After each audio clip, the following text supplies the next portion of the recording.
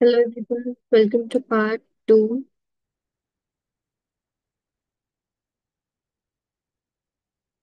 This is your chapter 1.2 topic, which is concept, meaning and definition. हमने last class में historical perspective complete किया था.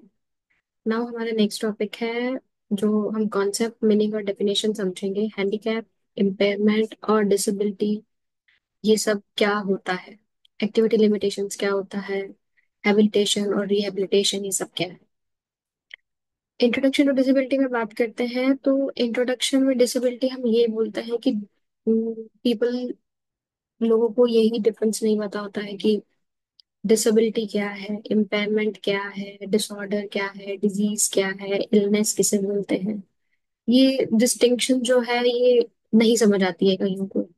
तो even now many are not sure, क्योंकि उनको पता ही नहीं होता है कि बच्चे को है क्या, कि ये लॉन्ग टर्म चलने वाली चीज है या ये डिजीज है या डिसेबिलिटी है. तो ये कंफ्यूजन पहले क्लैरिफाई करते हैं. Disease is called as disorder और इलनेस. इसका सीधा सीधा मीनिंग ये है कि डिजीज जो है टेम्परेरी इवेंट है.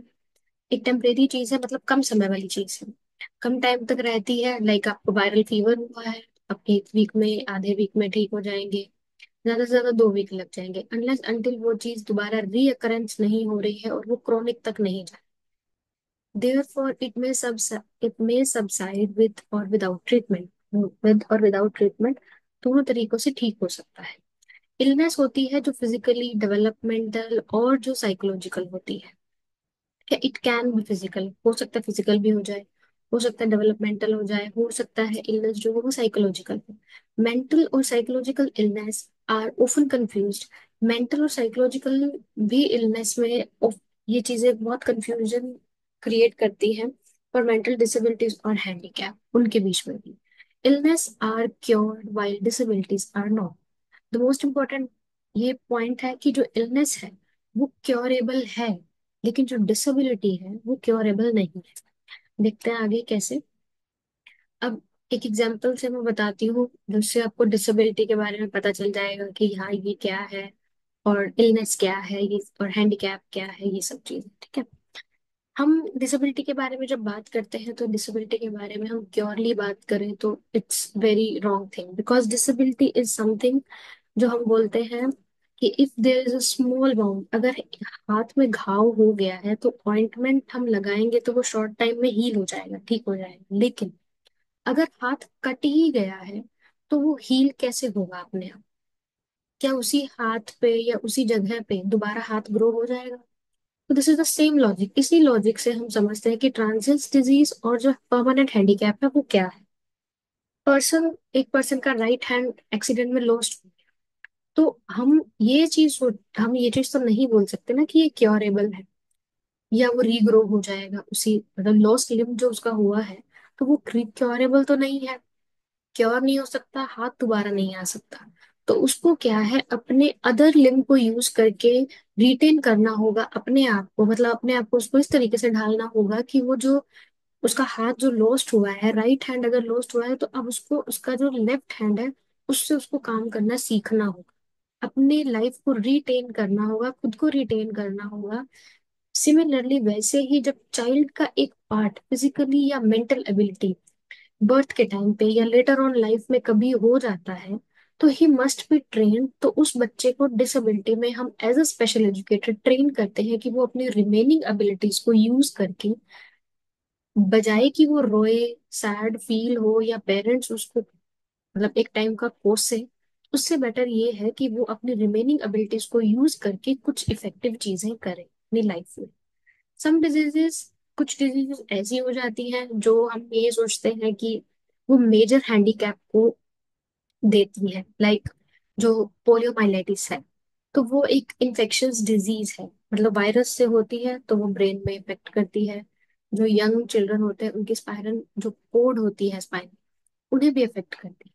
तो अगर उसको ट्रीट किया जाए अर्ली तो चाइल्ड में पैरालिसिस नहीं आती है. लेकिन अगर इनिशियल इन्फेक्शन जो है, और जो इनिशियल इन्फेक्शन है वो परमानेंट फिजिकल डिसेबिलिटी भी बन जाती है, तो जिसको बोलते हैं कि पोस्ट पोलियो, पोलियो हुआ बच्चे को तो वो रेजिडुअल पैरालिसिस बन गया.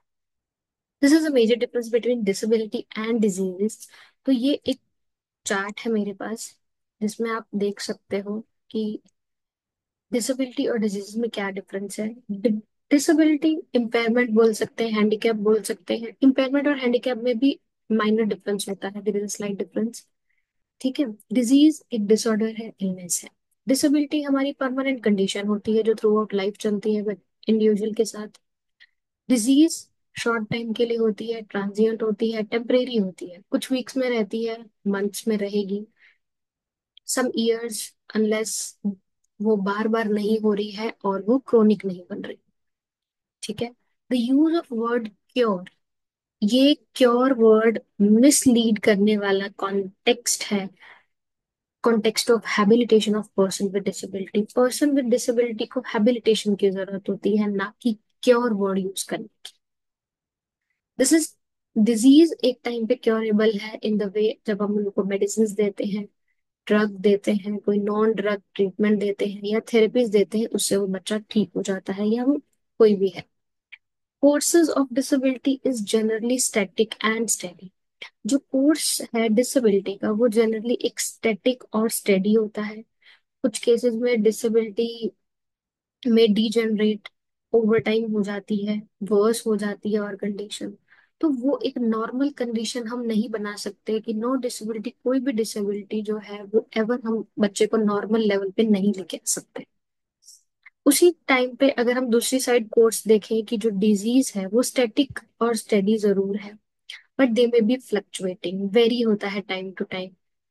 वर्स हो सकती है, वो नेचर पे डिपेंड करती है, और इलनेस किस तरीके की है, सिवियरिटी क्या है उसकी, उस पर डिपेंड करती है।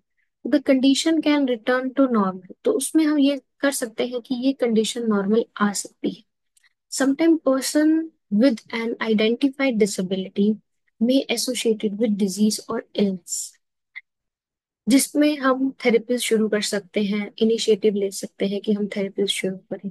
तो जो पर्सन है डिसेबिलिटी से, उसको आइडेंटिफाई किया गया है विद, उन्हें कोई डिजीज है, उसे कोई इलनेस भी है उसके साथ में, तो विच केस, जो वो केस होता है उसे हम बोलते हैं कि हम उसमें थेरेपीज का इनिशिएटिव शुरू कर सकते हैं। एग्जाम्पल में हम बोलते हैं कि लोकोमोशन डिसेबिलिटी हो गई, हेयरिंग हैंडीकैप हो गए, तो हम उसमें क्या कर सकते हैं, हम उसमें जनरली हेयरिंग एड्स प्रोवाइड कराते हैं, उसके बाद थेरेपीज शुरू हो जाती है। विजुअल इम्पेयरमेंट में हम एज अ डिसेबिलिटी में देखा जाए तो हम उनको ब्रेल कराना शुरू कर देते हैं so that they can easily learn things. Learning disability है, मेंटल डिसेबिलिटी है, तो इन सब चीजों में हम एक अलग वे ढूंढते हैं बच्चे की, कि बच्चों को हम नई चीजें सिखा सकें। दूसरी तरफ उसी टाइम हम डिजीज की बात करें तो ये परमानेंट, सेमी परमानेंट हो सकती है, डिपेंड्स ऑन की सिवेरिटी क्या है, और वो दोबारा अगर हो रही है तो वो क्रॉनिक भी हो सकती है। तो उसमें जो हमारे एग्जांपल्स हैं, रुबेला, मेनिंजाइटिस, मीजल्स, ये सब है एग्जांपल्स जो हमारे डिजीजेस में आती है। Now come to activity limitation. अब ये क्या है activity limitation? Activity limitation is कि जो इंसान की एक्टिविटी लिमिटेशन है, ये रेफर करता है रिस्ट्रिक्शन और lack of ability to carry out daily life. Activity limitations means हम जो एक्टिविटी करते हैं डेली बेसिस, सेल्फ केयर किया, मोबिलिटी की, कम्युनिकेशन किया, डोमेस्टिक लाइफ की जो चीजें हैं वो की, ड्यू टू हेल्थ कंडीशन और डिसेबिलिटी, कुछ चीजें हैं जो हमारी एक्टिविटी लिमिटेशंस में आती है कि ये कंडीशन हमारी जो है डेली लाइफ की एक्टिविटी को रोक रही है। First is activity limitation can cause by various health conditions, और डिसेबिलिटी हेल्थ कंडीशन हो सकती है, कोई कोई डिसेबिलिटी हो सकती है सच एज फिजिकल डिसेबिलिटी है अगर, तो भी उसमें हमारी एक्टिविटी रिस्ट्रेन हो जाती है, रिस्ट्रिक्ट हो जाती है। सेंसरी है तो भी हो जाती है, इंटेलेक्चुअल है तो भी हो जाती है, और मेंटल हेल्थ इम्पेयरमेंट है तो भी हो जाती है। Severity of activity limitations can, अब एक्टिविटी लिमिटेशन की सिवियरिटी भी डिपेंड करती है कि आपकी जो डिसेबिलिटी है या आपकी जो हेल्थ कंडीशन है वो किस लेवल की है या किस सिवियरिटी की है। लाइक अगर वो माइल्ड टू सीवियर है, डिपेंड करता है इंडिविजुअल की स्पेसिफिक हेल्थ कंडीशन पे। Activity limitation may have significant impact on person quality। Person की जो क्वालिटी है उस पे वो डिपेंड करती है कि उसका जो एबिलिटी ऑफ वर्क है, पार्टिसिपेशन इन सोशल एक्टिविटीज है, वो जो डेली टास्क है वो उन पे इम्पेक्ट करती है, तब हम बोलते हैं that is activity limitation.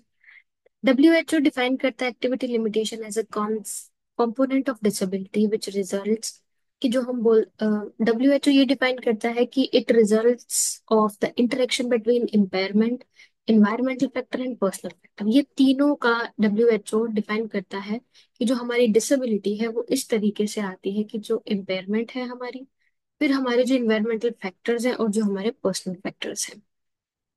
WHO international classification of functioning describe करती है डिसेबिलिटी एंड हेल्थ, ICF। ये प्रोवाइड करता है, एक फ्रेमवर्क बताता है जो अंडरस्टैंडिंग की हमारी एक्टिविटी लिमिटेशंस और जो उसका इम्पैक्ट है हमारी ओवरऑल फंक्शनिंग पे। ICF डिफाइन करता है activity limitation as difficulty and individual may have carry out activities और टास्क। एक्टिविटी का मतलब ही जब ये है कि हमें कोई एक्टिविटीज करनी है तो हमारे डेली लाइफ के टास्क हो गए, which leads while participation restriction, जो हमारी participation restriction होगी refers to problems on an individual we have involvement in the life situation। किसी लाइफ सिचुएशन में, कोई लाइफ सिचुएशन ऐसी है कि जहाँ सुनने की चीजें हैं लेकिन अगर इंसान सुन नहीं सकता तो उसकी वो एक्टिविटी लिमिटेशन है। इंसान फिजिकली अगर वो ठीक नहीं है, उसकी हेल्थ कंडीशन ठीक नहीं है, तो वो अपने डेली टास्क पूरे नहीं कर सकता है विदाउट हेल्प, तो वो उसकी एक्टिविटी लिमिटेशन है। तो ये एक पार्टिसिपेशन रिस्ट्रिक्शन बन जाती है जो प्रॉब्लम क्रिएट करती है इंडिविजुअल को अपनी डेली लाइफ की सिचुएशन को हैंडल करने में। अब इसमें अगर आपको क्वेश्चन आता है कि एक्टिविटी लिमिटेशंस पे, अकॉर्डिंग टू द क्वेश्चन आप इसको ऐड ऑन कर सकते हैं कि एक्टिविटी लिमिटेशंस हमारी विजुअल इम्पेयरमेंट में क्या हो सकती है, हेयरिंग इम्पेयरमेंट में क्या हो सकती है, और IDD में क्या हो सकती है। तो according to the question, according to the marks, आप इसको ऐड ऑन कर सकते हो। Now let's understand habilitation and rehabilitation. Habilitation क्या होता है? It provides redeveloping skills and abilities in order to achieve the level of functioning that is necessary to carry out daily life activities. Habilitation means कि हम उन skills को develop कर रहे हैं, redevelop कर रहे हैं, and abilities in order, और उन abilities को कि reorder कर रहे हैं to achieve the level of functioning। उस लेवल ऑफ फंक्शनिंग पे हम उनकी स्किल्स को, उनकी एबिलिटीज को डेवलप कर रहे हैं कि वो अपनी डेली लाइफ की एक्टिविटीज को पूरा कर सके। Like habilitation is a process to develop skills and abilities, जो वो एक जो नेचुरली नहीं वो करता है, बिकॉज नेचुरली अगर वो एक्वायर कर सकता तो वो उसको प्रॉब्लम नहीं होती। लेकिन हैबिलिटेशन का मतलब ही ये है कि हम उसको रीडेवलप कर रहे हैं उनकी स्किल्स को, जो उन्होंने एज अ इंजरी उनको हुई है, या उनको इलनेस है, या उनको डिसेबिलिटी है, उससे उन्होंने उसे लॉस्ट कर दिया है।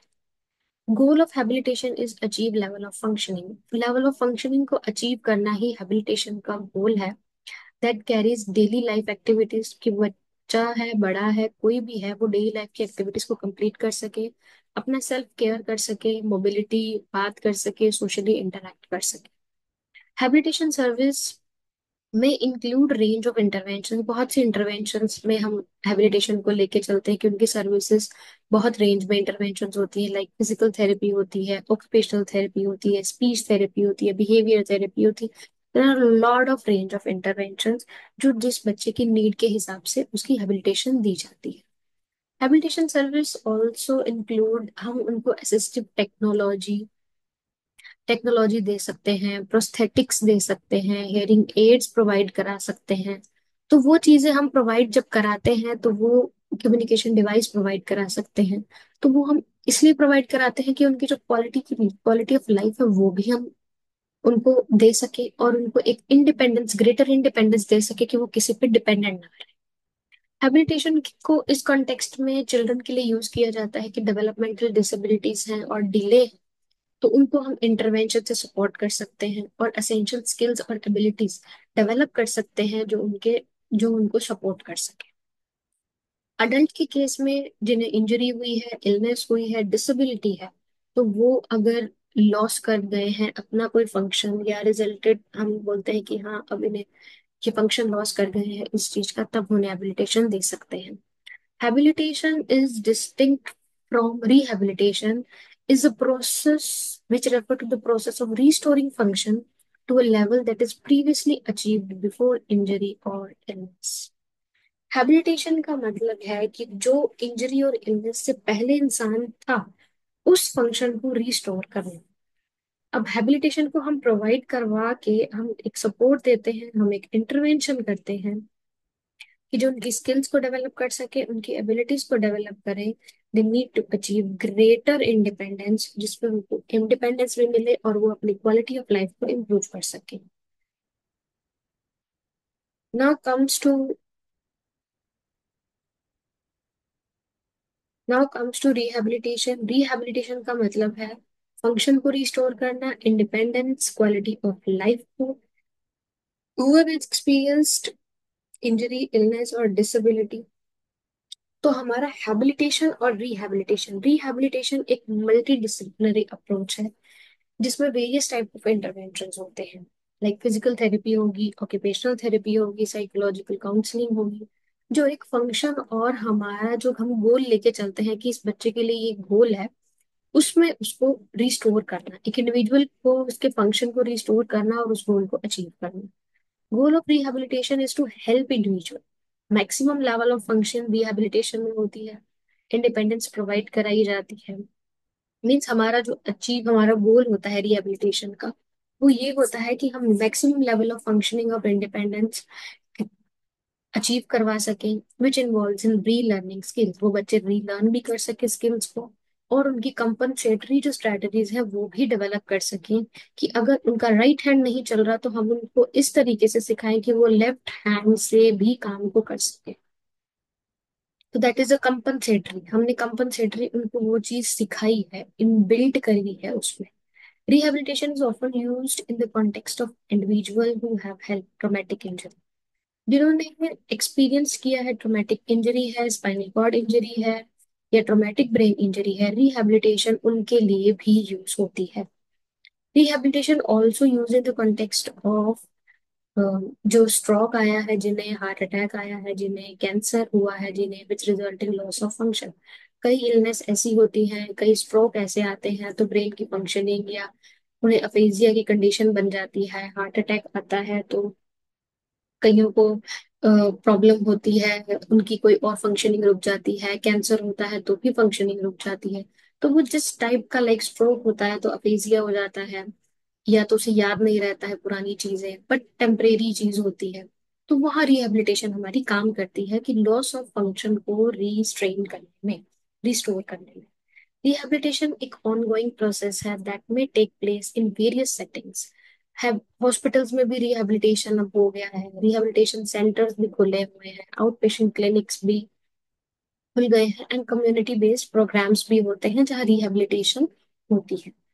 रिहैबिलिटेशन सर्विसेज जो है वो फिजिकल थेरेपी, हम देखते हैं कि दैट इंक्लूड्स फिजिकल थेरेपी जो हमारी मोबिलिटी, स्ट्रेंथ, ऑक्यूपेशन को इम्प्रूव करता है। ऑक्यूपेशनल थेरेपी हमारी डेली लिविंग को इम्प्रूव करता है। स्पीच थेरेपी हमारी कम्युनिकेशन और स्वेलिंग को, और साइकोलॉजिकल काउंसलिंग हमारी इमोशनल एंड साइकोलॉजिकल नीड्स को एड्रेस करता है। तो these rehabilitation services are like that. तो ये रिहैबिलिटेशन सर्विसेज जब हम प्रोवाइड कराते हैं तो हमारा मैक्सिमम गोल यही होता है that maximum level of functioning and independence, जो एक इंसान की, जो एक, हम बोलते हैं कि जिनको हम रिहैबिलिटेशन हैबिलिटेशन प्रोवाइड करा रहे हैं उनकी हम क्वालिटी ऑफ लाइफ को कुछ इम्प्रूव कर सके। So that's all about 1.2। कल मिलेंगे हम 1.3 के साथ, टॉपिक के साथ। तब तक के लिए चैनल को सब्सक्राइब कर लेना, आपको यहाँ पे हर एक टॉपिक के नोट्स मिलेंगे। सो बाय बाय, टेक केयर।